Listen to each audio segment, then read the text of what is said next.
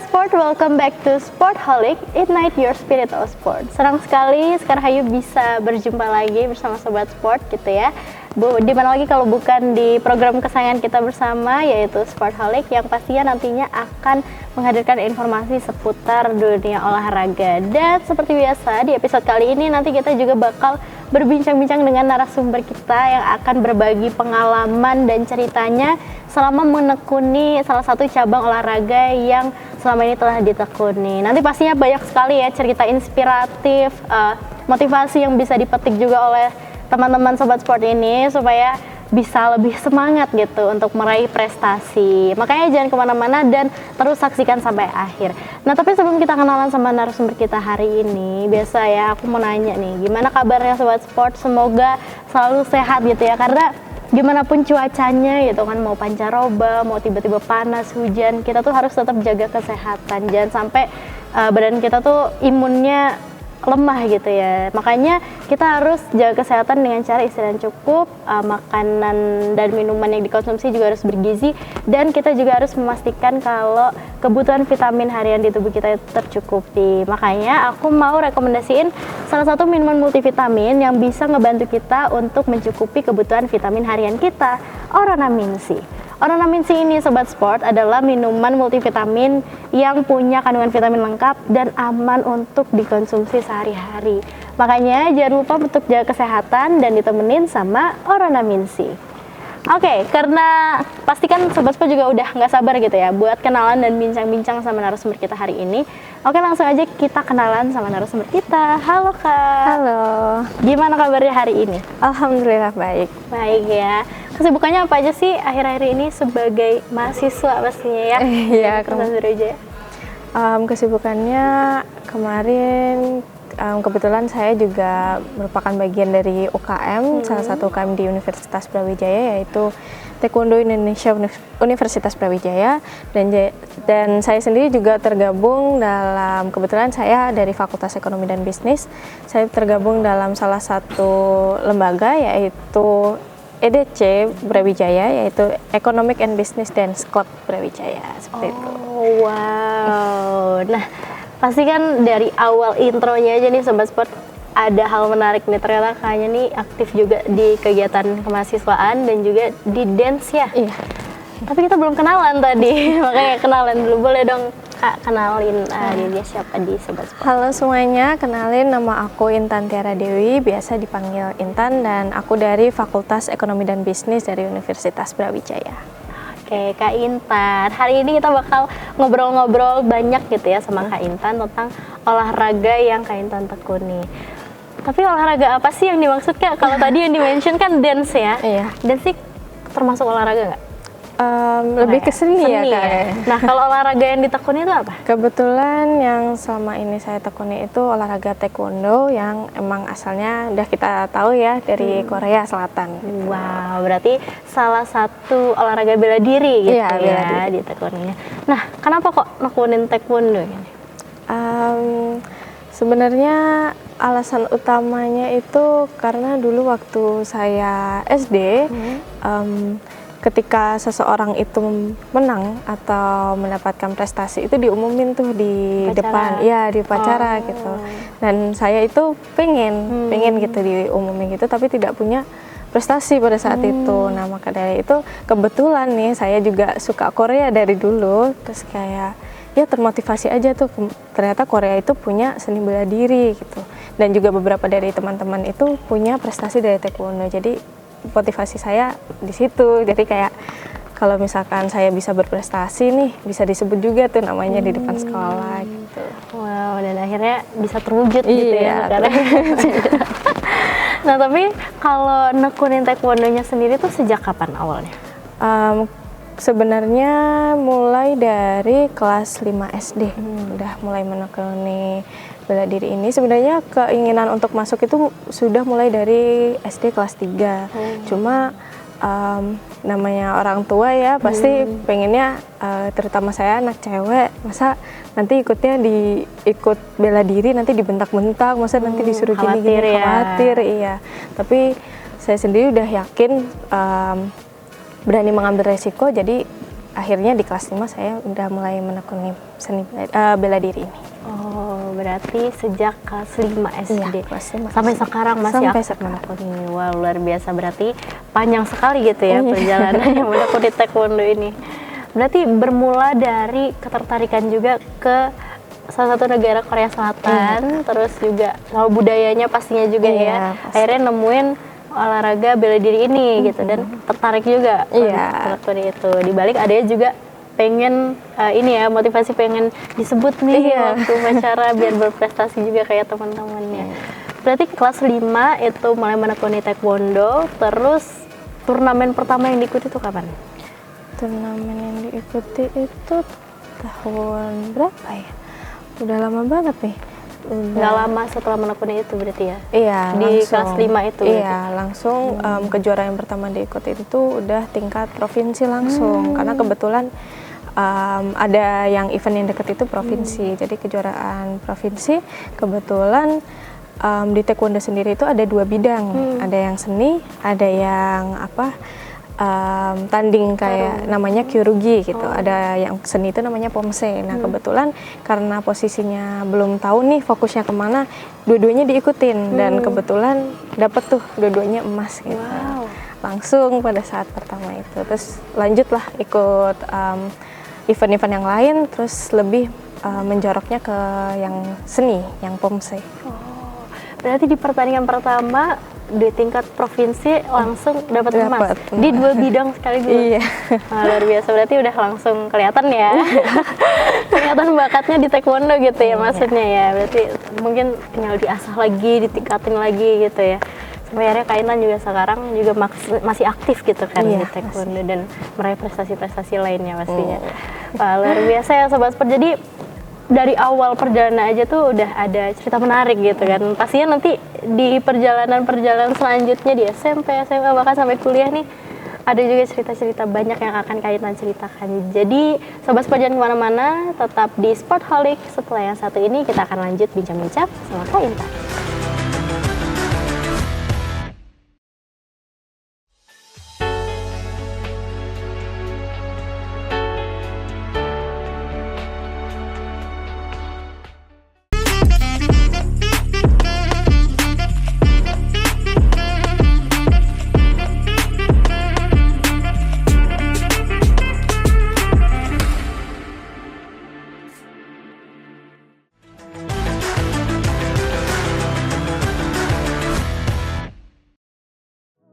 Hai Sobat Sport, welcome back to Sportholic, Ignite Your Spirit of Sport. Masih sama aku Scar Hayu di sini dan juga narasumber kita hari ini ada Kak Intan yang tadi udah cerita gitu ya di awal mulanya menekuni olahraga taekwondo itu seperti apa sampai akhirnya bisa mendapatkan prestasi pertamanya ya berarti ya waktu itu ya, medali pertamanya langsung medali emas di tingkat provinsi gitu. Itu waktu di kelas 5 SD gitu ya.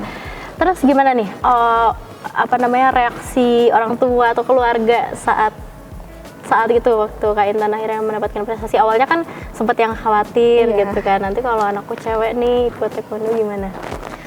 Pastinya reaksi orang tua itu bangga karena posisinya orang tua di sini sangat mendukung ya apapun yang diinginkan sama anaknya gitu, dan memang yang paling memfasilitasi saya sebagai atlet itu juga dari orang tua gitu. Memang awalnya emang nggak nyangka ternyata bisa dapet itu, dan ya mulai dari situlah kayak dukungan, terus kayak apapun yang memang dibutuhkan untuk kebutuhan atlet lah itu difasilitasi sama orang tua. Oke, berarti memang alhamdulillah mendukung sekali gitu ya untuk berkembangnya Kak Intan di taekwondo ini. Kalau dari lingkungan ini pertemanan atau mungkin waktu itu kan di sekolah kan pasti dari guru-guru, pasti kan kalau namanya atlet ya itu pasti kan ada latihannya, dispen, kelas dan ini itu seperti apa waktu masa sekolah dulu? Dulu sempat dipertanyakan karena memang banyak izin ya, memang banyak dispensasi, terutama biasanya kalau latihan untuk yang event yang memang benar-benar event besar nih, itu biasanya mulai dari jam 5 pagi latihannya kita. Nah kan aku sendiri nggak mau meninggalkan juga nih akademik aku, jadi mau nggak mau dari pihak taekwondonya pun membuat surat dispensasi. Awalnya memang guru-guru itu ngelihat ya masih belum lihat hasilnya kan, masih prosesnya, jadi kayak mempertanyakan kenapa selalu izin gitu. Tapi ya karena saya sudah yakin dan juga berani untuk menanggung resikonya apapun itu, tetap saya lakukan. Kebetulan juga mungkin di situ posisinya guru-guru masih ragu kali ya, tapi dengan hasil yang saya berikan, yaitu biasanya lebih sering mendapatkan medali. Nah, di situ membangun kepercayaan juga dari guru-guru gitu, juga teman-teman juga banyak mendukung. Biasanya setelah dari ada event itu biasanya mereka langsung mempertanyakan tuh eventnya gimana. Kan biasanya event itu dilakuinnya di luar kota ya, jadi mereka tanya di sana tuh gimana kayak gitu. Jadi juga ini ya, tetap suportif gitu ya untuk lingkungan sekitarnya juga. Akhirnya Kak Intan juga bisa balance mungkin ya, bisa dibilangnya antara taekwondo dan juga sekolahnya gitu. Tapi waktu itu sempat nggak ngalamin kayak yang kesulitan bagi waktu, atau gimana sih waktu itu Kak Intan caranya manage waktunya antara membagi kepentingan sekolah, akademik, dan juga pastinya di taekwondonya juga? Yang paling kerasa itu waktu di zaman SMA, karena kebetulan SMA saya masuk Axel, jadi dipercepat semuanya materi itu. Lebih padat ya? Iya, dipadatin semua itu. Terus kayak posisinya itu hampir bertabrakan sama ajang yang open internasional gitu. Jadi mau nggak mau saya juga harus meninggalkan beberapa mata pelajaran tuh hanya buat latihan, atau mungkin juga kebetulan kemarin itu ke Malaysia gitu.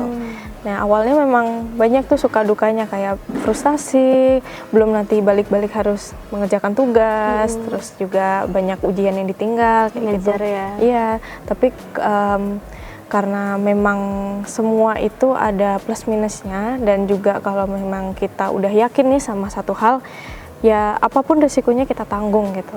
Kita yakin aja dulu sama diri kita sendiri, kemudian juga keadaan, kondisi itu kita terima aja terlebih dahulu gitu. Kita tetap berusaha, apapun hasilnya nanti bagaimanapun hasilnya itu masih urusan nanti gitu. Jadi pada posisi itu memang sempat nangis kayak banyak kerjaan yang bakal ditinggal, terus kemudian banyak nih kayak teman-teman itu lebih sering liburan gitu, sedangkan aku sendiri harus latihan gitu, harus belajar mungkin buat tugas-tugas kedepannya kayak gitu. Tapi ya alhamdulillahnya kan open internasional itu juga memuahkan hasil gitu, dan hasilnya itu pun juga yang saya nikmati sendiri gitu. Jadi apapun resikonya, apapun tantangan-tantangan sebelum itu juga dijadikan pengalaman sama pelajaran buat diri sendiri gitu. Kayak gitu ya, luar biasa. Berarti emang percaya gitu ya sama prosesnya juga, karena hasil apapun itu pasti adalah hasil terbaik juga dari proses yang dijalani sebelumnya gitu ya Kak Intan ya. Oke, nah Sobat Sport, dengar-dengar Kak Intan ini baru aja mendapatkan prestasi meraih medali emas ya Kak ya, membawa pulang medali emas saat mewakili Universitas Brawijaya di ajang Pomprov 2025. Wah, soalnya boleh dong Kak diceritain itu gimana sih prosesnya waktu itu, awal mula bisa ikut Pomprov seperti apa, terus persiapannya seperti apa sampai akhirnya bisa membawa pulang prestasi medali emas itu? Oke, awalnya memang dari awal masuk itu udah langsung mengikuti UKM Taekwondo Universitas Brawijaya ya. Jadi untuk segala bentuk latihannya kita ikutin, latihan rutin setiap hari itu juga diikutin. Kemudian ternyata ada nih info dari UB kalau misalkan UB itu ternyata memfasilitasi atlet-atlet nih yang ada di universitas itu untuk maju ke Pomprov gitu. Dan pastinya nggak langsung asal diambil, langsung kita ingin ikut, tapi kita juga pastinya melalui proses seleksi gitu. Jadi kita harus seleksi dulu nih sama atlet-atlet yang lain. Kemudian kebetulan alhamdulillahnya kemarin saya dipilih akhirnya. Kemudian ya Pomprov kemarin ikut, mulai dari proses latihan yang memang harus dari jam 5 pagi, kemudian nanti sore dilanjut lagi, malam pun juga dilanjut lagi. Dan ya memang proses itu memang nggak ada yang mudah ya, dan juga harus diimbangi juga kebetulan sama kuliah, sama kegiatan lain, kuliah yang lain ya. Tapi semuanya ya dinikmatin aja lah dulu gitu. Terus waktu Pomprov kemarin meskipun memang agak takut ya, karena kan atlet-atlet di luar sana juga masih banyak gitu. Tapi yakin dari proses kemarin sudah berusaha, berani, yakin sama semua yang udah kita lakuin. Jadi ya alhamdulillahnya kemarin dapat juara 1 gitu. Wah, luar biasa. Ini ya pasti di balik hasil yang juga membanggakan dan memuaskan tuh ada proses yang juga nggak singkat gitu ya, dan nggak mudah juga untuk dilalui gitu ya Kak Intan ya. Nanti kita bakal kulik lebih dalam gitu ya tentang gimana aja sih prosesnya, apa aja tantangan yang harus dilalui waktu itu sebelum akhirnya bisa membawa pulang medali emas itu gitu kan. Tapi kita akan bahas setelah yang satu ini. Jadi Sobat Sport jangan kemana-mana, tetap di Sportholic, Ignite Your Spirit of Sport.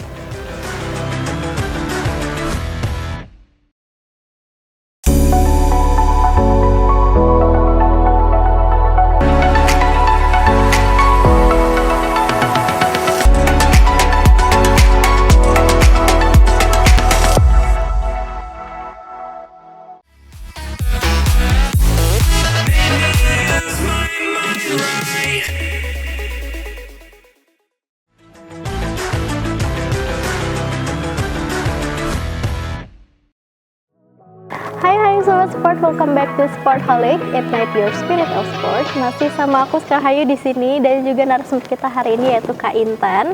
Yang tadi udah cerita banyak banget ya, mulai dari awal mulanya ikut taekwondo itu seperti apa sampai tadi akhirnya kita masuk ke pembahasan prestasi terbarunya Kak Intan, yaitu ikut di Pomprov gitu ya. Tadi tuh Kak Intan udah sempat ngejelasin secara apa ya, besarnya, garis besarnya aja kan. Tapi aku penasaran nih, pastinya kan apalagi sebagai mahasiswa ya sekarang, dan Kak Intan juga kan ikut kegiatan di luar perkuliahan gitu kan, terus juga sebagai atlet gitu kan Universitas Brawijaya, dan waktu persiapan Pomprov itu kan pasti waktunya juga nggak singkat ya kan, pasti menyita waktu yang banyak, tenaga, energi dan lain sebagainya.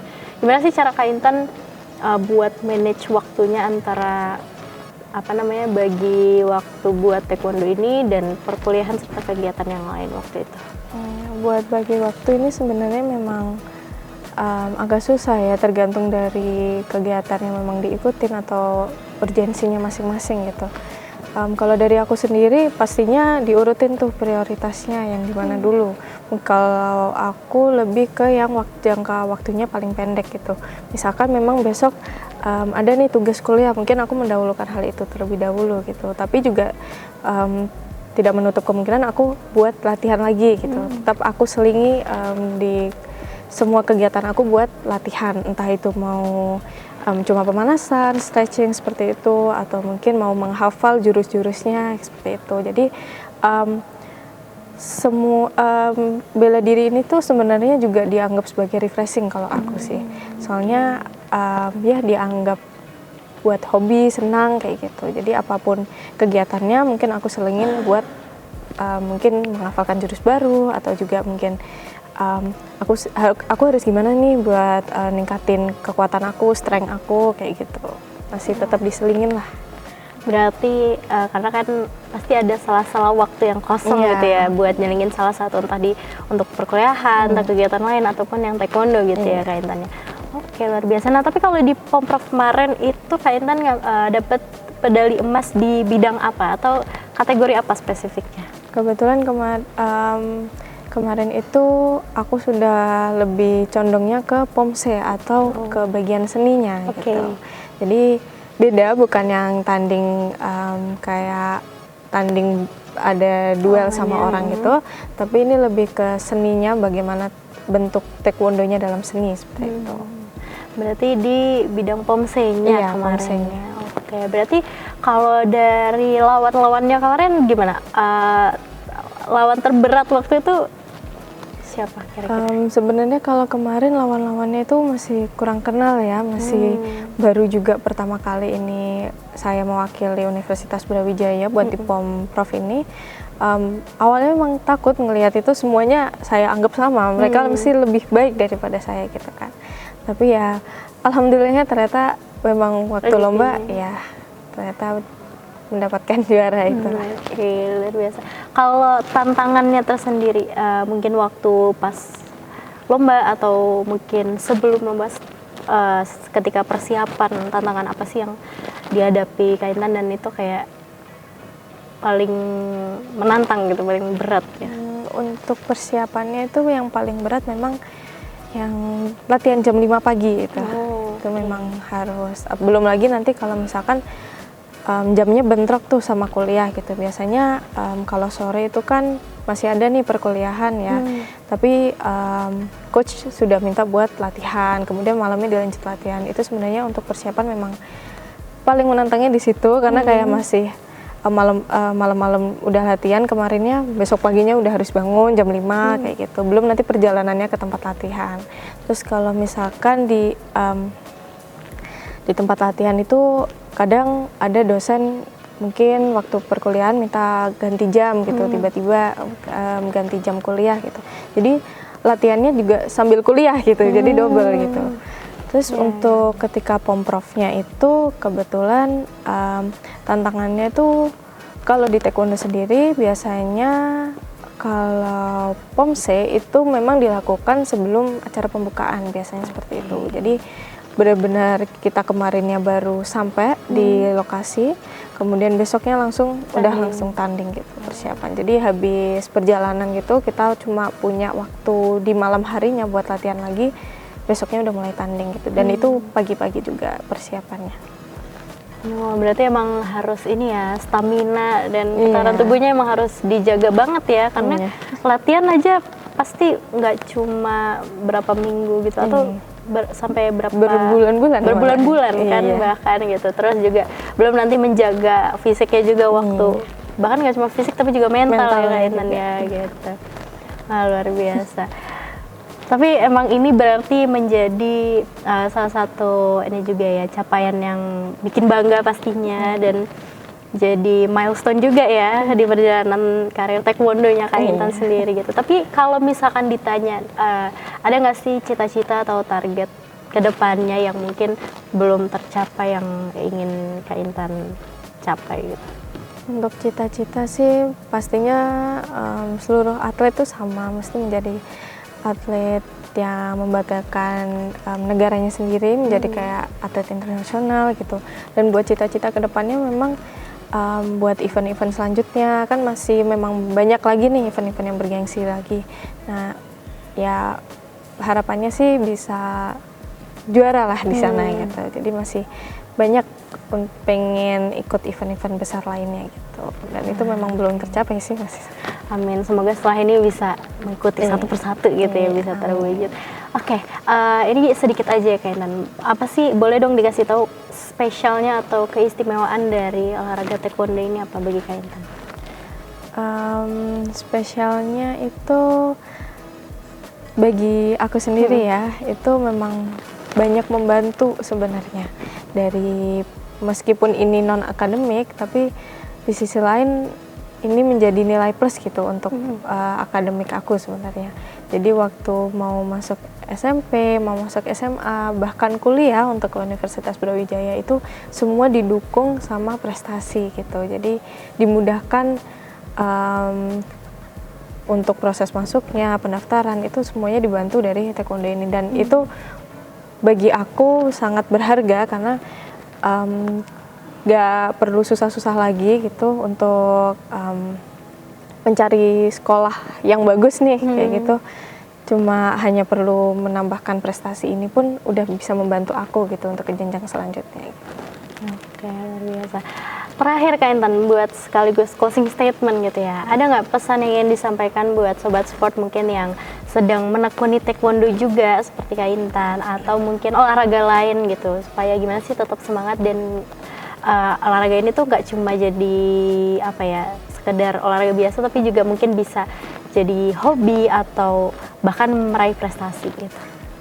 Pesannya buat teman-teman, ketika ingin menekuni sesuatu itu apapun resikonya, apapun masalah yang kalian hadapi, mungkin prosesnya, yang mungkin suka dukanya itu kalian terima aja semuanya. Kalian berani, kalian yakin sama diri kalian sendiri. yakin kalau kalian itu pasti diberikan yang terbaik seperti itu.